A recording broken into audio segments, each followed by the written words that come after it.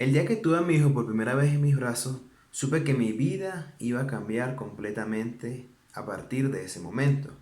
Para todo el que ha sido padre por primera vez, sabe que es así. Hay un nacimiento que fue tan pero tan importante que no solamente cambió la vida de sus padres, sino que dividió la historia del mundo en dos, antes y después de Jesucristo.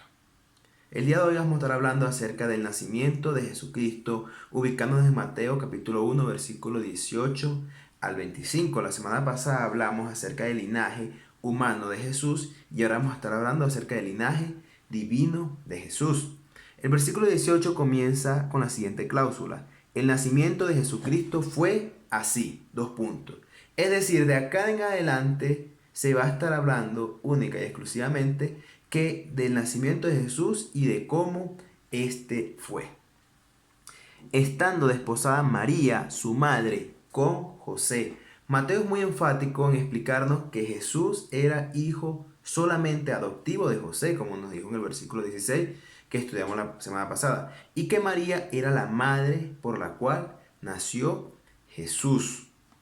Ahora bien, ¿qué es el desposorio? Debemos entenderlo para comprender esta relación que tenían María y José. Era una costumbre judía esto del desposorio. Podemos leerlo en Génesis 19:14, en que los yernos de Lot estaban desposados con sus hijas. El desposorio consistía en 3 pasos o a veces 2.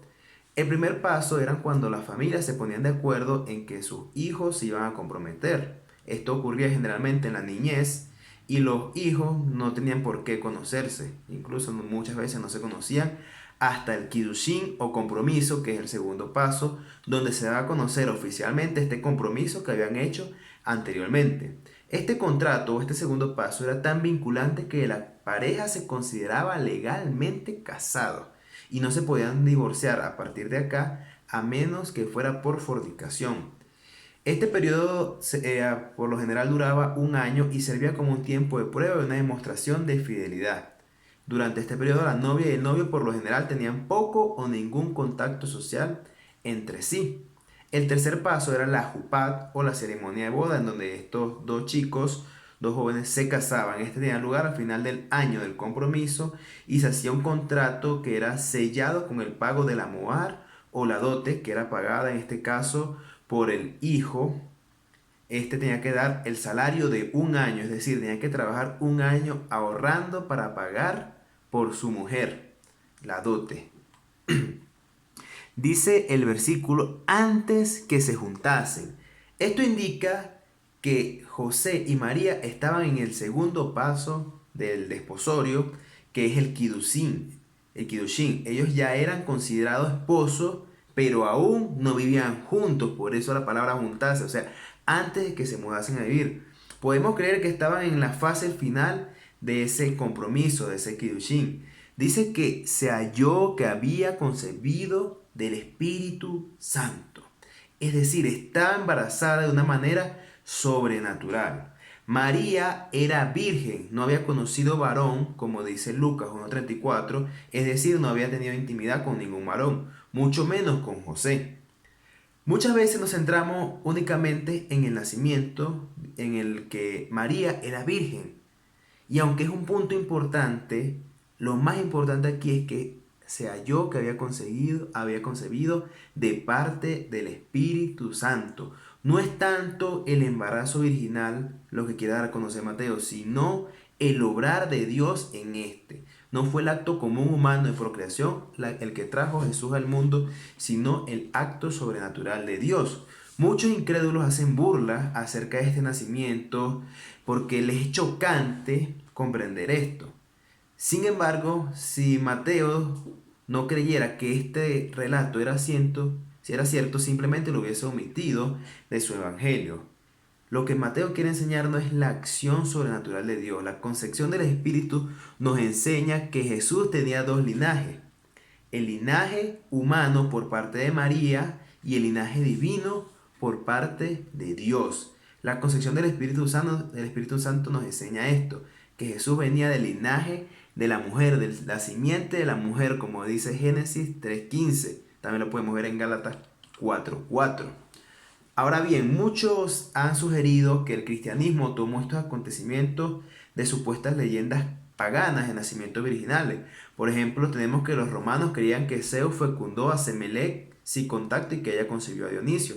Los babilonios creían que Tamuz fue concebido por Samiramis por un rayo de sol. Una historia sumeria decía que Tukulti fue creado por los dioses.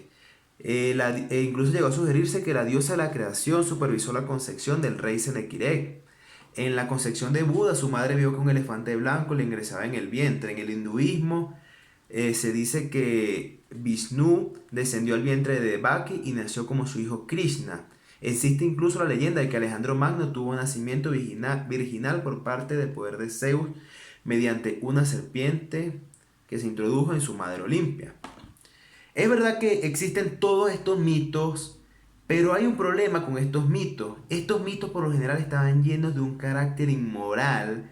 No había nada de moralidad en estos relatos como lo hay en los evangelios. Ya Tertuliano y Orígenes defendieron el nacimiento de Cristo hace muchos años atrás.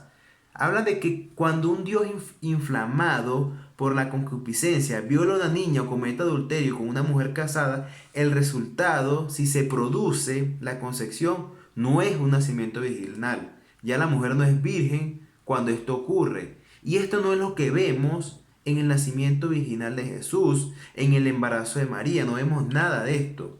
No podemos especular en cómo fue este nacimiento porque se nos va de la mano creer de qué manera Dios obró, de qué manera Dios inseminó, Dios fecundó en María por la obra del Espíritu Santo.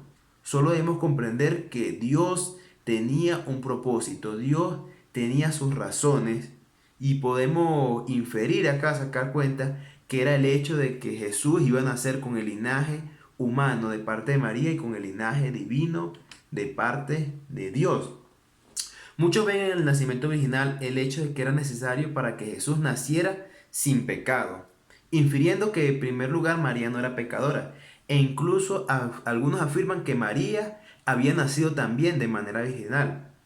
El problema de esto es que están pensando en la doctrina hereditaria del pecado. Sin embargo, no es eso lo que Mateo quiere enseñarnos en el nacimiento. María era pecadora tal cual todos nosotros y necesitaba de un Salvador. Esto lo podemos ver en Lucas capítulo 1 versículos 47 y 48. Era una gran mujer para que Dios la haya elegido, devota y fiel, como nos muestra Lucas 1:38. Pero pecadora como todos, dice Romanos que no existió justo ni aun uno. Todos habían pecado. El hecho de que Jesús no tuviera un padre pecador no quiere decir necesariamente que no pudiera heredar, si es que esto ocurriera, la naturaleza pecaminosa, sino que Jesús tenía tanto la naturaleza humana como la naturaleza divina. Todo este asunto de la naturaleza pecaminosa se debe a una mala interpretación de Salmo 51:5. Aquí les dejaré un video de un predicador llamado Gardner Hall que explica muy claramente esto del Salmo 51:5. Durante toda la Biblia veremos nacimientos impresionantes, ejemplo, el nacimiento de Isaac, de la estéril Sara, la esposa de Manoa dio a luz a Sansón, Samuel, un profeta que ungió reyes, nació de la estéril Ana, Elizabeth era estéril y dio a luz a Juan el Bautista. Pero ninguno de estos nacimientos supera al nacimiento de nuestro Señor Jesucristo. Este sobrepasa todos aquellos nacimientos. Si alguien pregunta, ¿cómo podemos saber que el nacimiento de Jesús fue de esta manera? La mayor evidencia externa para el nacimiento sobrenatural es la vida de Jesús. Así que en este pasaje podemos ver muchas cosas, el obrar de Dios mediante el Espíritu Santo que le dio vida a Jesús, es el mismo obrar de Dios mediante el Espíritu Santo que nos puede dar vida nueva a nosotros. Dios les bendiga.